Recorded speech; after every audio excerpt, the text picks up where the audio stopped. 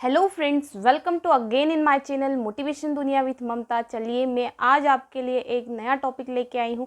मैं आप लोगों को 10th क्लास एनसीईआरटी बुक का या सीबीएसई का 10th क्लास का साइंस का सब्जेक्ट टीच कर रही हूँ यहाँ पे।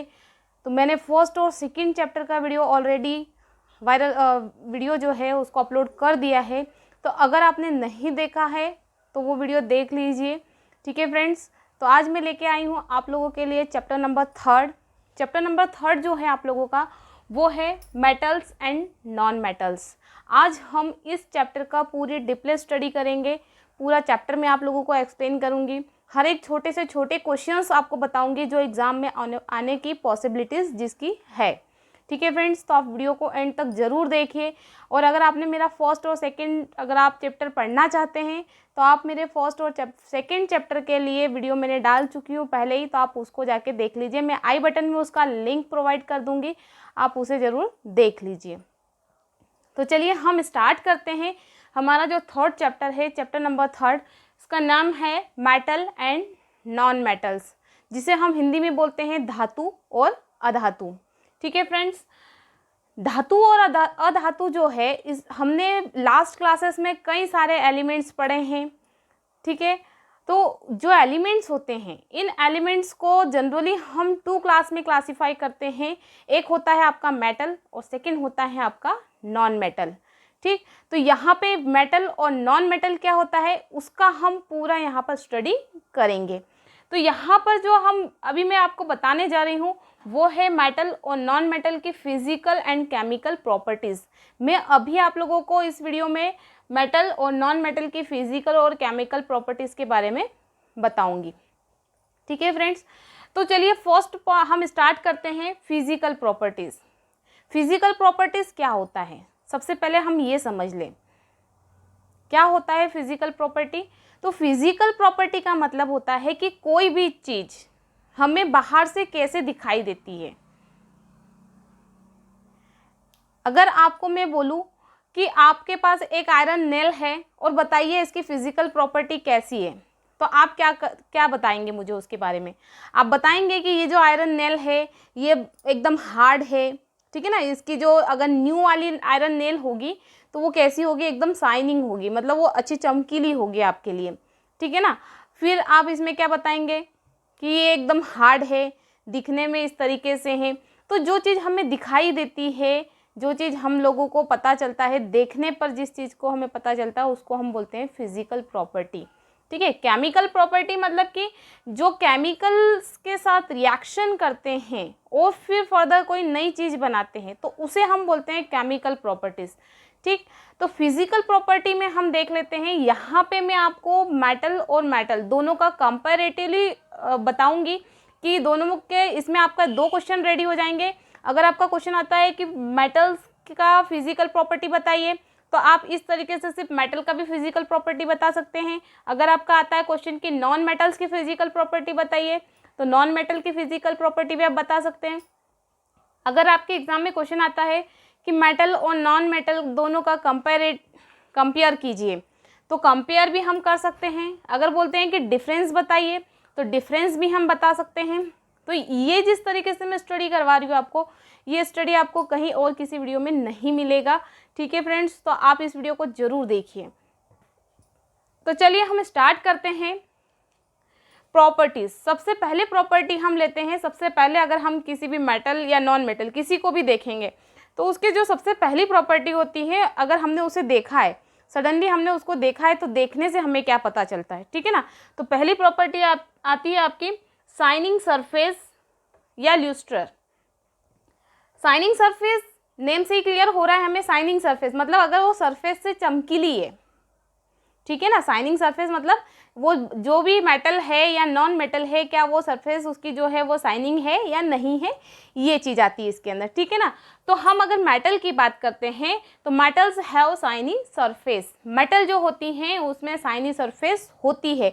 लाइक दैट अगर हम एग्जाम्पल देखें तो गोल्ड, सिल्वर है ना, एल्यूमिनियम, ये सभी जो मेटल्स है ना, इन सभी मेटल्स की, गोल्ड है, सिल्वर ले लीजिए आप लोग, आयरन ले लीजिए आपका, ठीक है ना, एल्यूमिनियम ले लीजिए, ये जितनी भी मेटल्स होती हैं ना, सभी मेटल्स जो होती हैं उनकी जो सरफेस होती है वो कैसी होती है, शाइनी सरफेस होती है।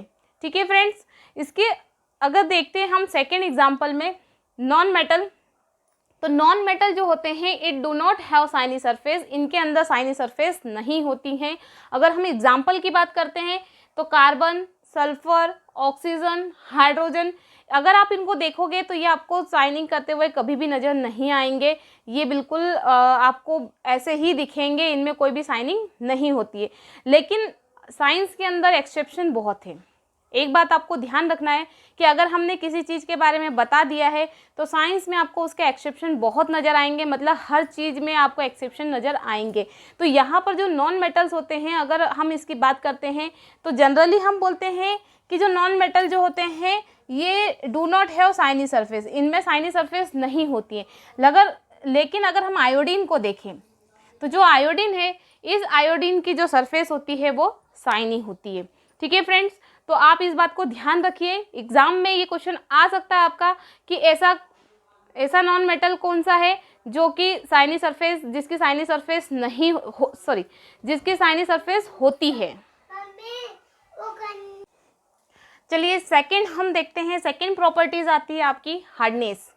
जनरली हार्डनेस का जो मतलब होता है कठोरता, हार्डनेस का क्या मतलब होता है, कठोरता, कठोर, कितनी कठोर है, कितनी हार्ड है, ठीक है ना।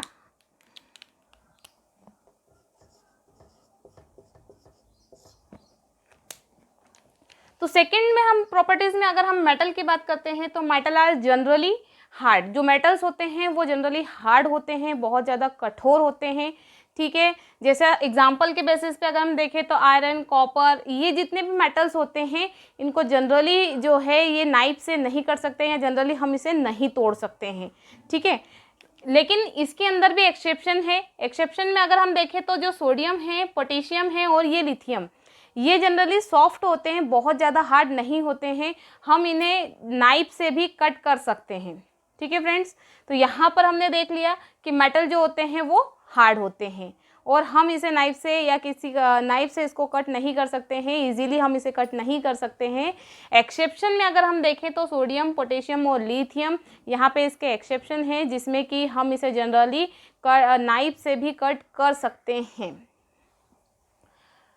अगर नॉन मेटल्स की हम बात करते हैं तो नॉन मेटल्स जो होते हैं जनरली सॉफ्ट होते हैं। एग्जाम्पल के बेसिस पे अगर हम देखें तो कार्बन सॉफ्ट होता है, ठीक है, लेकिन इसके अंदर भी एक्सेप्शन है। इसके अंदर एक्सेप्शन कौन है, डायमंड जो होता है ये बहुत ज़्यादा हार्ड होता है, हम इसे जनरली नाइफ से कट नहीं कर सकते हैं। और ये जो डायमंड है ना, ये डायमंड ही एक फॉर्म है कार्बन का, फॉर्म ऑफ कार्बन। डायमंड जो होता है ये कार्बन का ही एक फॉर्म है, लेकिन फिर भी ये हार्ड होता है, इसको हम नाइफ से कट नहीं कर सकते हैं। ठीक है, तो इतना आपको क्लियर हो गया है। पॉइंट हम देखते हैं स्टेट। ठीक है, तो स्टेट में अगर हम मेटल्स की बात करते हैं तो जो मेटल्स होते हैं वो सॉलिड स्टेट में होते हैं, एकदम हार्ड होते हैं। आप लोगों ने देखा होगा गोल्ड, सिल्वर है, एल्यूमिनियम है, कॉपर है, ये सभी जितने भी मेटल्स होते हैं ना सभी हार्ड होते हैं, सॉरी जो है सॉलिड स्टेट में होते हैं, आपको कभी भी ये दूसरी स्टेट्स में नहीं मिलेंगे। लेकिन यहाँ पे भी एक एक्सेप्शन है। एक्सेप्शन क्या है आपका, मर्क्यूरी। मर्क्यूरी जनरली जो थर्मामीटर में यूज़ होता है, ये कहाँ पे यूज़ होता है आपका, मर्क्यूरी थर्मोमीटर में यूज़ होता है।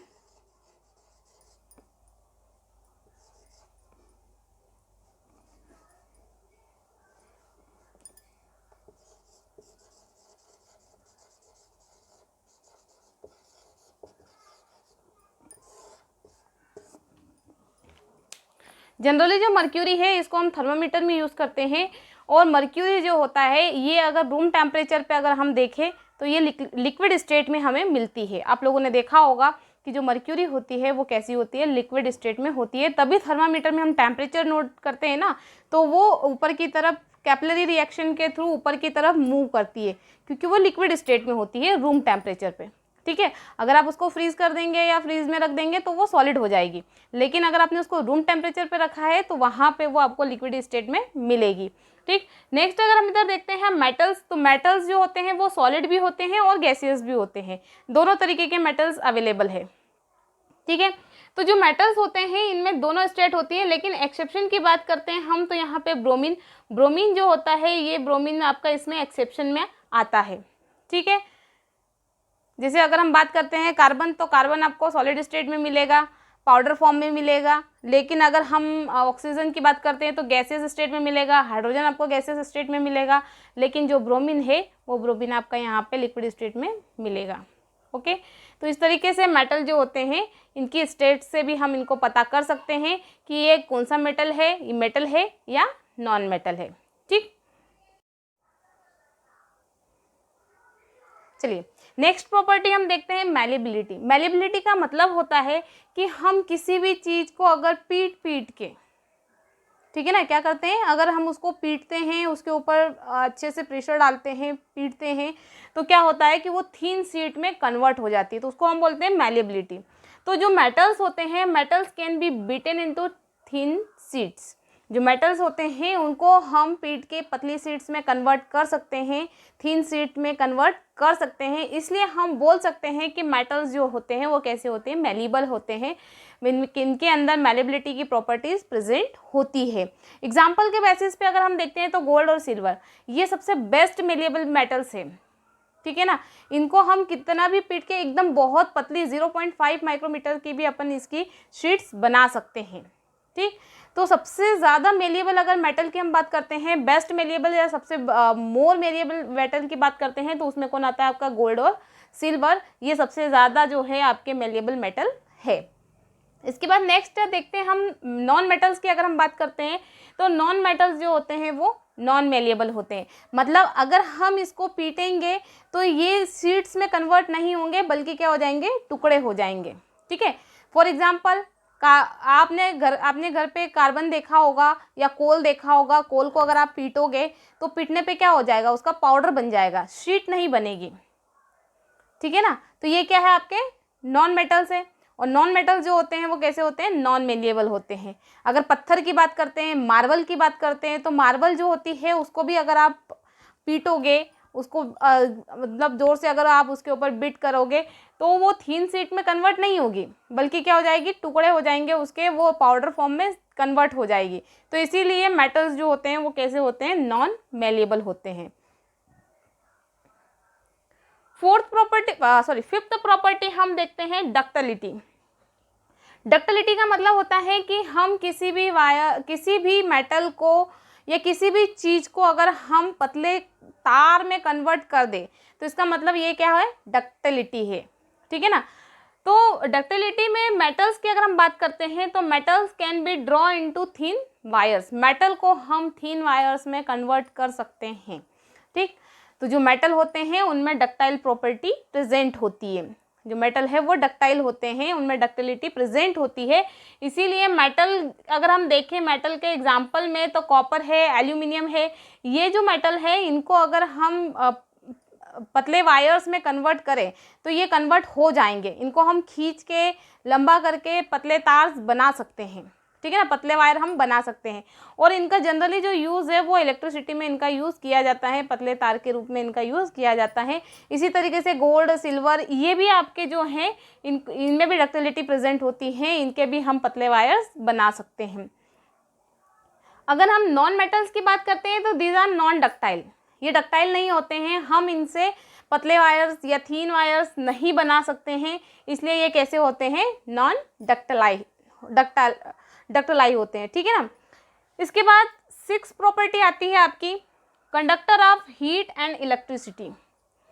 कंडक्टर का मतलब होता है कि जिसके अंदर इलेक्ट्रिसिटी और हीट दोनों फ्लो हो, दोनों एक जगह से दूसरी जगह पे मूव करे, तो उसको हम बोलते हैं कंडक्टर। ठीक है ना, तो एग्जाम्पल में हम देखते हैं, अगर मेटल्स की बात करते हैं तो मेटल जो होते हैं ये गुड कंडक्टर होते हैं हीट और इलेक्ट्रिसिटी के।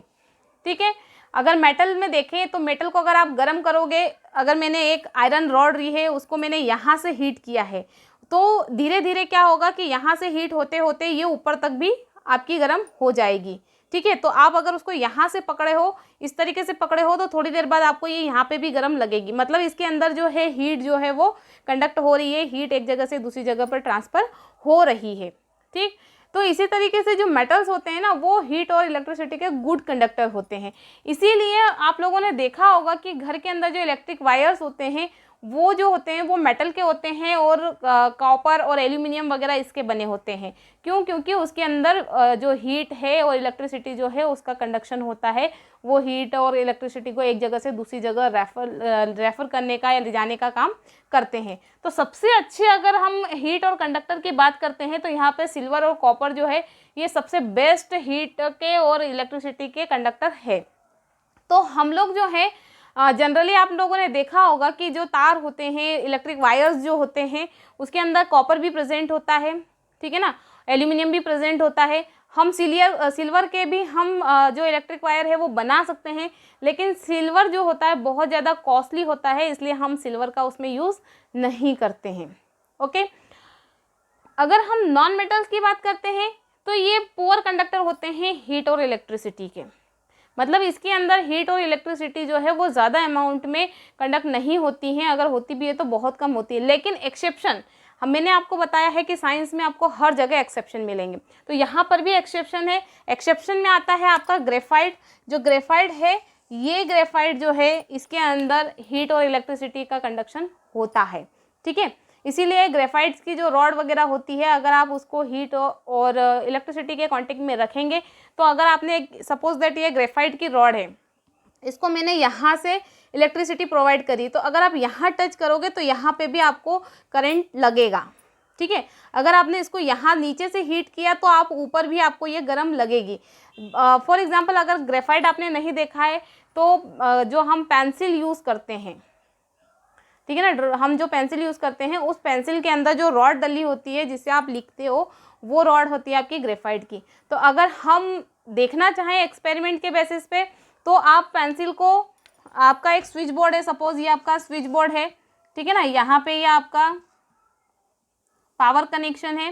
तो इस पावर कनेक्शन के अंदर अगर आप आपकी पेंसिल डालोगे और यहाँ पे आपने पेंसिल डाली और यहाँ पे आपने अगर टेस्टर लगाया, इसकी जो लास्ट पॉइंट है, इस लास्ट पॉइंट पे अगर आपने टेस्टर लगाया, तो टेस्टर के अंदर आपकी जो है वो जो उसके अंदर रेड बल्ब होता है ना, वो जलना स्टार्ट कर देगा, मतलब कि उसके अंदर करंट फ्लो हो रहा है। ठीक है, तो आप जब भी ये एक्सपेरिमेंट करो तो इसे केयरफुली करना है। इसको यहाँ बीच से पकड़ना है, आपको बीच से पकड़ना है, या लास्ट से आपको इस तरीके से इसको टच नहीं करना है। अगर आप यहाँ टच करोगे तो आपको खुद करंट का झटका लगेगा। तो हमें ये केयरफुली एक्सपेरिमेंट करना है। अगर आप घर पे एक्सपेरिमेंट करते हो तो बहुत ध्यान से करना है कि आपको यहाँ पे आपको खुद को टच नहीं करना है। आप टेस्टर यूज़ कर सकते हो। टेस्टर जानते हो ना, जिसमें इलेक्ट्रिसिटी को अगर हम लगाते हैं, कहीं भी चेक करने के लिए यूज़ किया जाता है कि इसमें करंट फ्लो हो रहा है या नहीं हो रहा है। तो वो जो टेस्टर होता है ना, उस टेस्टर को अगर आप यहाँ इस तरीके से लगाओगे तो उसके अंदर रेड बल्ब जलना स्टार्ट हो जाएगा। ठीक है, तो इससे हमें पता चल जाएगा कि जो ग्रेफाइट होता है उसके अंदर इलेक्ट्रिसिटी और हीट का कंडक्शन होता है। ओके, तो इस तरीके से हम जो है मेटल्स और नॉन मेटल्स को आइडेंटिफाई कर सकते हैं। ठीक, नेक्स्ट प्रॉपर्टी की बात हम करते हैं तो वो आती है आपकी डेंसिटी। ठीक है ना, तो जो मेटल्स होते हैं इनके अंदर हाई डेंसिटी होती है और हाई मेल्टिंग पॉइंट होता है। ठीक है, डेंसिटी मतलब कि जो ज़्यादा एरिया कवर करता है उसको हम बोलते हैं डेंसिटी। ठीक, तो मेटल्स के अंदर जो डेंसिटी है वो ज़्यादा होती है और जो मेल्टिंग पॉइंट है वो भी ज़्यादा होता है। मेल्टिंग पॉइंट मतलब किसी भी चीज़ को अगर हम बहुत ज़्यादा गर्म करते हैं, अब वो 100 डिग्री या 100 डिग्री से ज़्यादा अगर हम गर्म करते हैं, ठीक है ना, तो जो मेटल्स होते हैं वो क्या हो जाते हैं, मेल्ट हो जाते हैं। ठीक है, पिघल जाते हैं, लिक्विड में कन्वर्ट हो जाते हैं, तो इसको हम बोलते हैं मेल्टिंग पॉइंट। ठीक, तो मेटल्स का जो मेल्टिंग पॉइंट होता है वो बहुत ज़्यादा होता है। आप लोगों ने देखा होगा कि आपके पास अगर एक आयरन रॉड है और आयरन रॉड को अगर आपने थोड़े टेम्परेचर पे गर्म किया तो वो कभी भी पिघलेगी नहीं, लेकिन अगर हम उसको बहुत ज़्यादा हीट करते हैं, उसका जो टेम्परेचर है 100 से भी अबव अगर हम उसको हीट करते हैं, तो फिर धीरे धीरे वो मेल्ट होना स्टार्ट हो जाएगी और वो क्या हो जाएगी, आपकी लिक्विड में कन्वर्ट हो जाएगी। ठीक, नेक्स्ट आता है कि नॉन मेटल्स। तो नॉन मेटल्स की डेंसिटी कम होती है। लाइक दैट अगर हम बात करते हैं गैस, तो गैस को आप छोटे से सिलेंडर में भी कंप्रेस करके फिल कर सकते हैं, ठीक है। और जो मेटल्स होते हैं जैसे पाउडर फॉर्म में होते हैं तो उनका जो डेंसिटी होती है वो भी कम होती है। जैसे कार्बन है, कार्बन की डेंसिटी कम होती है क्योंकि वो पाउडर फॉर्म में भी हमें मिलता है ना। इसके अलावा जो इनकी जो मेल्टिंग पॉइंट होता है ये भी कम होता है।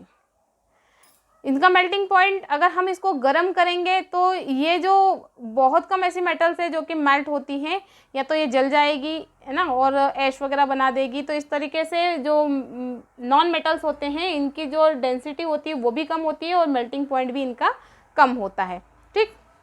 नेक्स्ट प्रॉपर्टी की बात करते हैं हम, तो यहाँ पे आता है सोनरस। सोनरस का मतलब होता है कि किसी भी चीज़ को अगर हमने स्ट्राइक किया, उसको हमने अगर किसी हार्ड चीज़ से स्ट्राइक किया तो उसके अंदर से टन की आवाज़ आती है। जैसे आप लोगों ने देखा होगा बेल, स्कूल के अंदर जो बेल बजती है आप लोगों के स्कूल में, या किसी टेम्पल में मंदिर में जाते हैं तो वहाँ पे भी बेल जो बजती है तो उसके अंदर टन टन की जो आवाज़ आती है उसको हम क्या बोलते हैं, सोनरस। तो मेटल्स जो होते हैं वो सोनरस प्रॉपर्टी के होते हैं, हार्ड होते हैं। मेटल जो होते हैं वो हार्ड होते हैं और सोनरस प्रॉपर्टी के होते हैं। जब भी हम मेटल को स्ट्राइक करते हैं किसी टू अ हार्ड सरफेस, किसी भी हार्ड सरफेस से अगर हम उसको स्ट्राइक करते हैं, पीटते हैं इस तरीके से, तो क्या होता है कि साउंड प्रोड्यूस करते हैं, ठीक है ना। तो साउंड जो प्रोड्यूस होता है इसको हम क्या बोलते हैं, सोनरस। आप लोगों ने देखा होगा कि जो टेम्पल वगैरह में जो बेल होती है या स्कूल में जो बेल होती है वो भी मेटल की बनी होती है, ठीक है ना। तो हम उसको पीटते हैं तो उससे आवाज़ निकलती है टन टन टन टन टन। तो ये जो टन टन की आवाज़ निकलती है उसको ही हम क्या बोलते हैं, सोनरस। अगर हम नॉन मेटल्स की बात करते हैं तो ये नॉन सोनरस होते हैं। मतलब आप इसको पीट लो या किसी हार्ड चीज़ से अगर आप उसको स्ट्राइक भी करोगे तब भी इसमें से कोई साउंड प्रोड्यूस नहीं होगा, मतलब ये नॉन सोनरस होते हैं। लास्ट प्रॉपर्टी आती है आप लोगों की ऑक्साइड्स।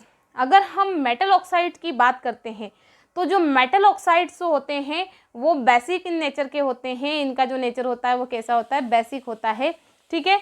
मेटल ऑक्साइड का मतलब होता है कि मेटल जो है वो ऑक्सीजन के साथ रिएक्शन कर लेती है, ठीक, और मेटल ऑक्साइड बना देती है। लास्ट चैप्टर में ये हमने देखा है कि मेटल ऑक्साइड जो है वो मेटल जो है वो ऑक्सीजन से कैसे रिएक्शन करती है और किस तरीके से ऑक्साइड बनाती है, ये हमने लास्ट सेकंड चैप्टर में और फर्स्ट चैप्टर में हम लोगों ने पढ़ा है। तो अगर आपने नहीं देखा है तो उसे पिछले वाले वीडियो में जाके देख सकते हैं। तो मेटल ऑक्साइड जो होते हैं ये बेसिक नेचर के होते हैं, ठीक है। इनका जो नेचर होता है वो बेसिक होता है। बेसिक मतलब एसिड और बेस भी हम पढ़ चुके हैं। तो एसिड और बेसिक नेचर, अगर आपको एसिडिक और बेसिक नेचर भी अगर आपको पढ़ना है तो आप मेरा लास्ट वीडियो देख सकते हैं, उसके अंदर आपको मिल जाएगा एसिडिक और बेसिक नेचर। और जो नॉन मेटल्स होते हैं ये जो होते हैं एसिडिक नेचर के होते हैं, ठीक है ना। मेटल जो होते हैं वो बेसिक इन नेचर के होते हैं और जो आपके नॉन मेटल्स होते हैं वो एसिडिक इन नेचर के होते हैं, ठीक। तो इस तरीके से सारी फिजिकल प्रॉपर्टीज़ मैंने आपको कंपैरिजन के फॉर्म में बता दिया है। अब अगर आपके एग्ज़ाम में क्वेश्चन बनता है कि कंपैरिजन कीजिए तो आप इस तरीके से कंपैरिजन बता सकते हैं। अगर डिफरेंस पूछा जाता है तो आप इस तरीके से डिफरेंस भी आप प्रेजेंट कर सकते हैं एग्ज़ाम में, ठीक है।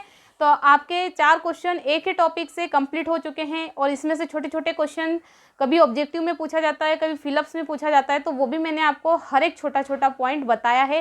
जैसे अगर एग्ज़ाम में क्वेश्चन आता है कि कौन सा ऐसा मेटल है जो कि लिक्विड फॉर्म में मिलता है, तो जैसे मर्क्यूरी, ठीक है, मर्क्यूरी जो है वो आपको कैसे मिलता है, लिक्विड फॉर्म में मिलता है। फिर ऐसा कौन सा नॉन मेटल है जो कि जिसकी सरफेस शाइनी होती है, तो आयोडीन, हमने पढ़ा है आयोडीन की सरफेस कैसी होती है, शाइनी होती है। तो इस तरीके से मैंने हर एक क्वेश्चन को इस वीडियो में पूरा की पूरा इस टॉपिक से रिलेटेड कवर करने की कोशिश करी है। अगर आपको इस टॉपिक में कुछ भी डाउट होता है, ठीक है, तो आप मुझे कमेंट सेक्शन में जाके कमेंट कर सकते हैं।